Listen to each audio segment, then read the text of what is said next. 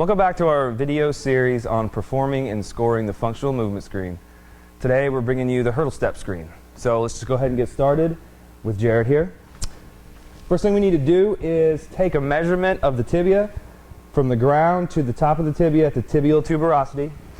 So we'll just feel up the tibia until we feel this little notch here at the top of the tibia right below the kneecap, and from there we'll take a quick measurement, and it's 17. So we just go ahead and set the string up to 17 here on the kit, and that'll be the height that we're going to have Jared doing his hurdle step screen from. So to get started, we'll give Jared the dowel, and we'll have him put both feet together, touching, and then his toes are touching the board.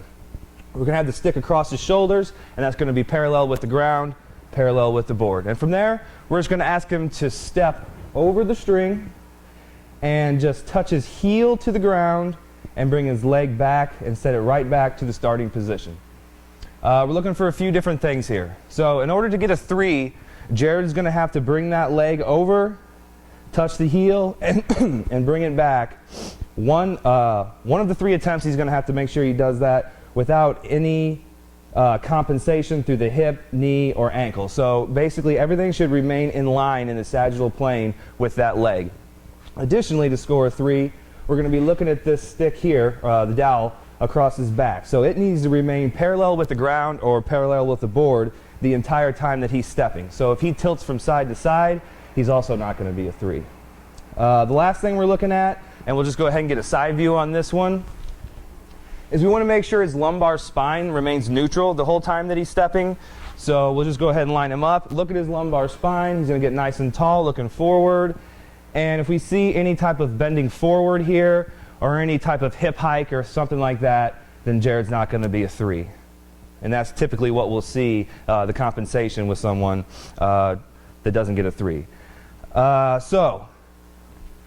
In order to get a 1, basically it needs to be pretty sloppy. So let's just go ahead and line it back up again.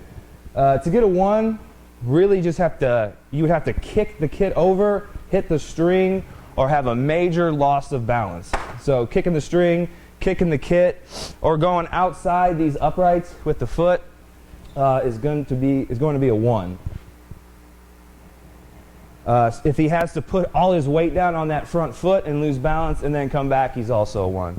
So basically anything in between kicking the kit over and losing balance up to perfection is going to be a 2. So like I said, you'll see a lot of differences in the 2s. You'll see mainly 2s on this screen because if they're a 1, it's going to be a major red light on some movements.